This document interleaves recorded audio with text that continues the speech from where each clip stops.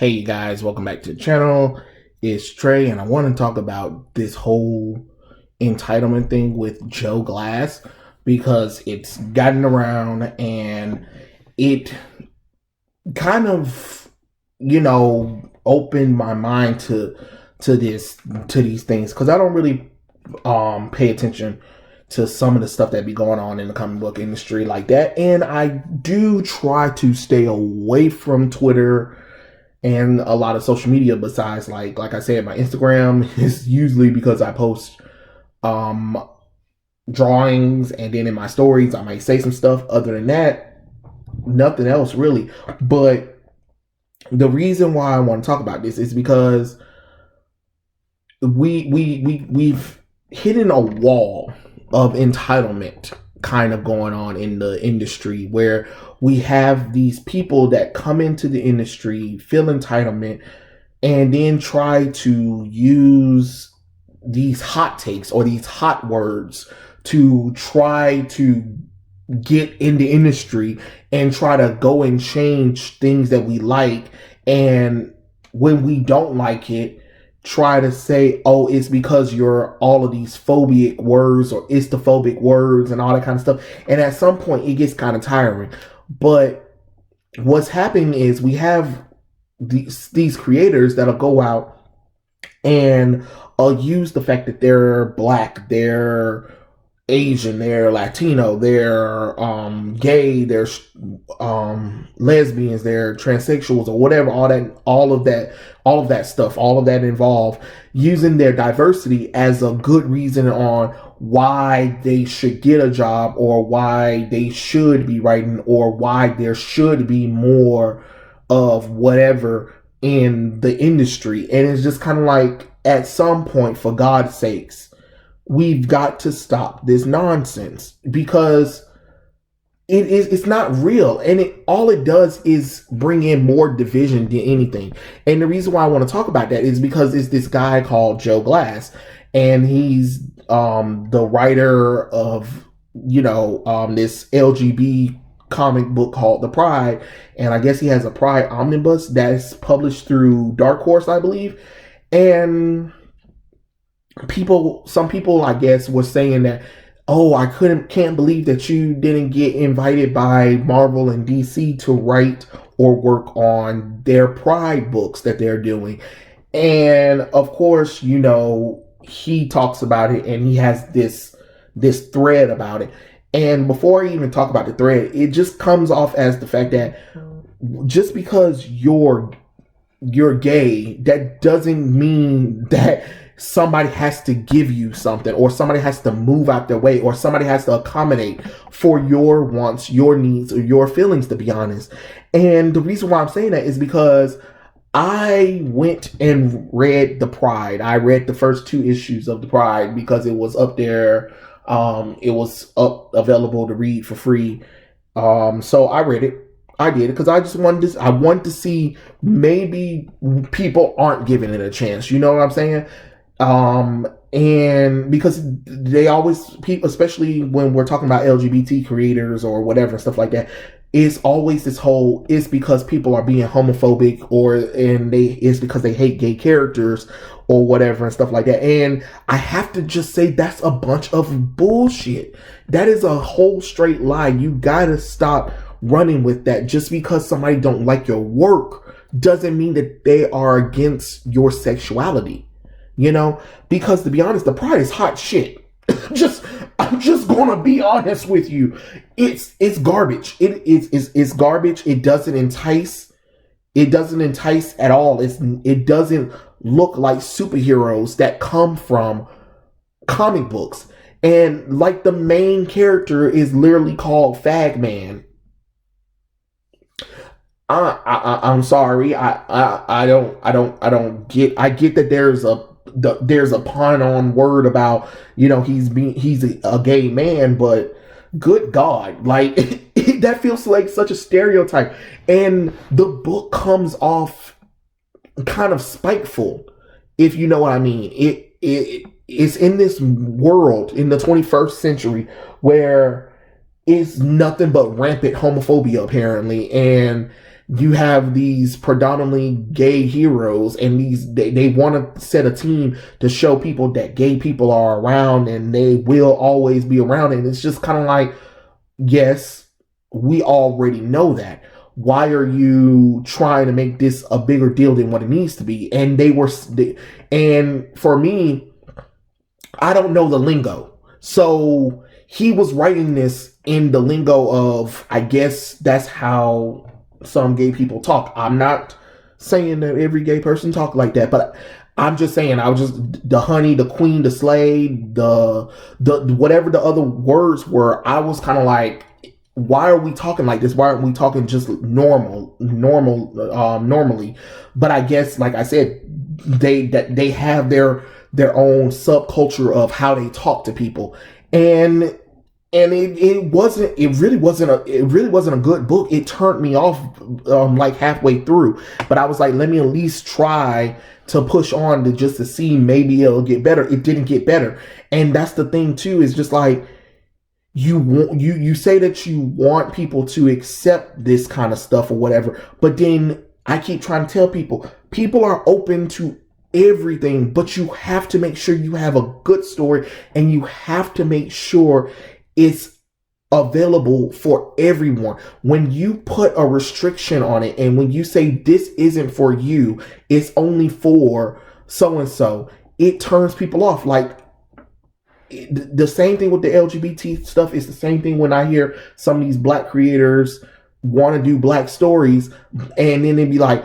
because we need to show ourselves, and we need to show it, and we don't. And I'd be like, okay, but this might turn off your potential readers who happen to be white, because it'll come off as if you hate them. Well, we don't need them anyway, or whatever, stuff like that. So again, if you're going to write and do stuff for a set of group of people, you have to understand you're not going to get as much support as you get if you market it for everyone. You have to market your story for everyone. You can't just only solely focus on, okay, because I'm black, I need to only focus on getting black people into these books.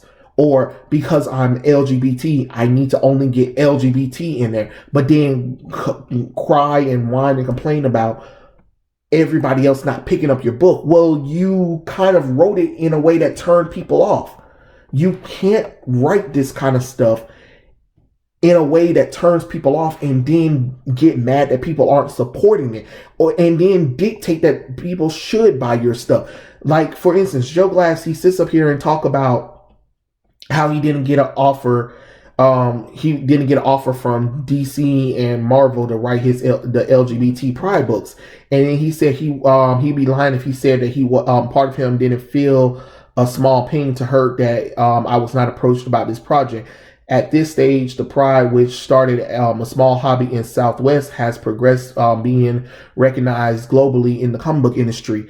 No, it really hasn't. The only reason why I knew about this book is because somebody had said that this was a book and it was written by Joe Glass. But other than that, I've never heard this book. This, like, literally doing this video is the first time I've heard about it, because people were talking about Joe Glass, but I really didn't pay attention until I saw videos and stuff about, this entitlement stuff. And it really does come off entitlement, because it's just kind of like, why would you think that people are going to read these books just because? Like, you have to give good reasoning for it, because I'm looking at these characters and I really couldn't see them in the comic book landscape. And I'm not just talking about Marvel and DC. I'm just talking about comic books in general, because it comes more off as a parody of the DC and Marvel universe of, what if the main characters in DC and Marvel were gay? That's what it came off as. It didn't come off as, this is a really intelligent story of heroes who just happen to be gay that saves the day. That's about it. And he basically talks about how, how he didn't get involved, and how the comic book industry just now bringing in LGBT characters and creators, and it's just like, that is a whole lie. You gotta stop this kind of stuff. And another thing is, you have to understand the reason why you're not being called or whatever is from what has been said about this guy Joe Glass, is that he's very toxic and his attitude comes off really toxic. Because think about it, if I was DC and Marvel and you made a tweet like this, why the hell would I even think about hiring you for a book? And let's not forget, you've said a lot of things and done a lot of things in the past that is a turnoff.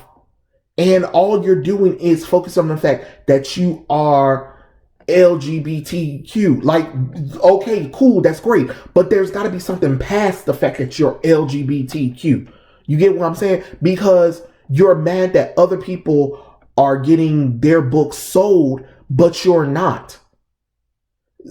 At some point, you have to reflect on self. You can't blame DC, Marvel, or the audience that you don't have for not buying your stuff. Because anytime some criticism comes along, you're like accusing those people of homophobia.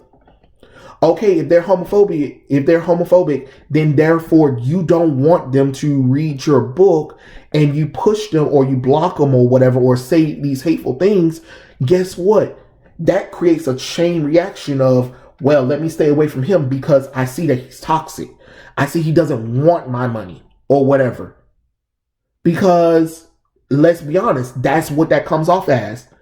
Like, you have this open article about let's not forget, I have never shied away about openly discussing criticism when I felt either company could do better by the LGBT community or that fact I once worked somewhere where they had mildly antagonistic relationship towards likely not forgotten.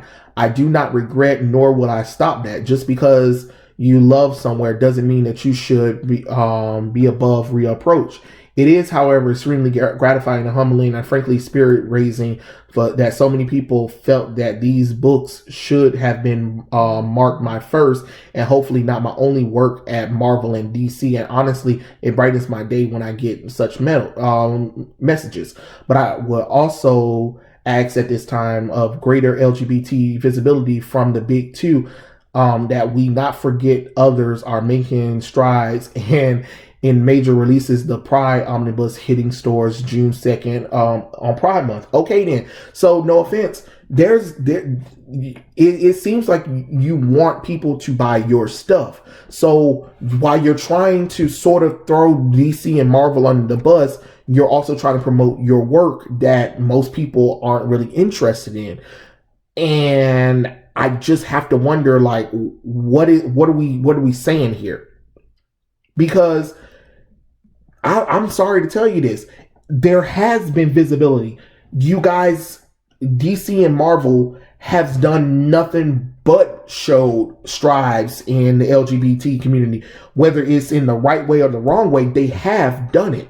So to keep talking about that, oh, it needs to be shown more. No, what more can it be? What more can it be? What, you want a continuation run or something like that? Or what? Because let's be honest, in the world that you're living in, you want visibility for the LGBT to be more than the visibility of heterosexuality.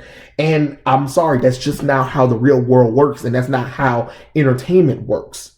You can't have that as your majority thing. That's a niche audience, and that's a niche thing that you have to let that be.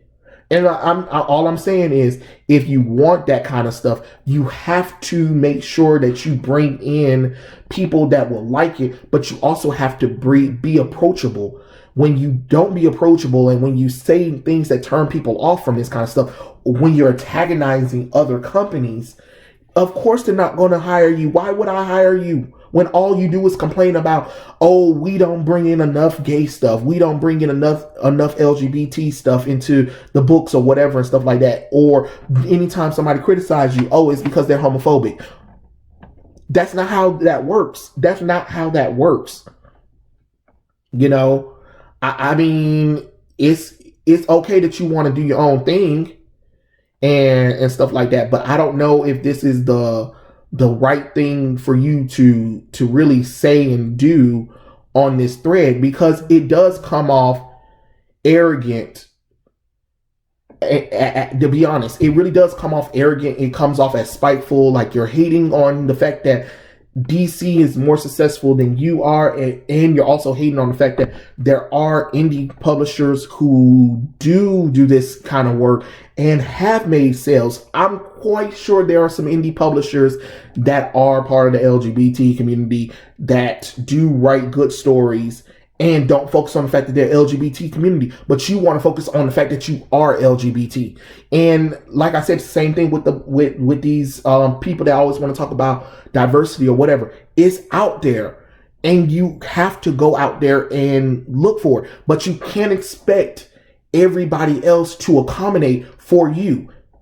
It's the same thing when I hear people always say, "Oh, there haven't been any black stuff until 2016," and it's just like, no, you haven't read anything black, or you haven't watched anything black, or you haven't done anything that deals with black people or whatever. You have to go out there and do it, but you can't expect everybody else to do it for you, and you can't expect everybody to drop the normality to go to that. That's not how that works. Stop acting like diversity and LGBT stuff ain't existed until now. That's a falsehood. There's been plenty of gay characters that started in the early 80s and all the way till now. And there has been LGBT writers since God knows when doing things without focusing on the fact that they're LGBT. It's just because you want that attention. Let's just be honest.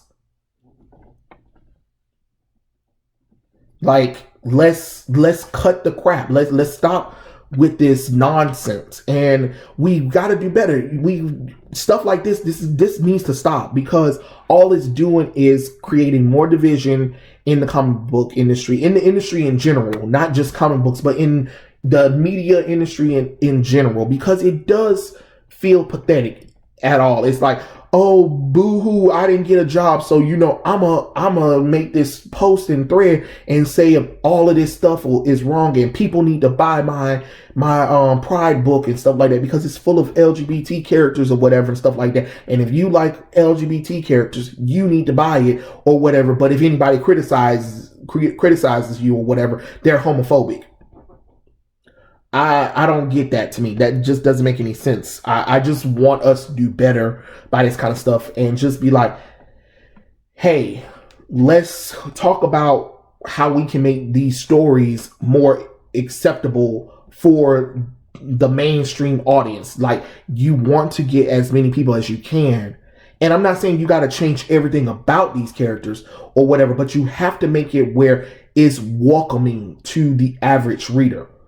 If you can't do that, I'm sorry. Of course you're not going to get chosen. Of course you're not going to get hired. But I mean, that's just me saying stuff. I'm not trying to attack anybody. I'm just saying that if you go out there and attack these companies, or attack people in general, or the world for not having enough LGBT visibility, you're never going to get anywhere. You have to earn it. You have to work for it. You have to put blood, sweat, and tears into it. That's all I'm saying. But those are my thoughts. Tell me what you guys think in the comment section below, and I'll catch you guys later. Peace out.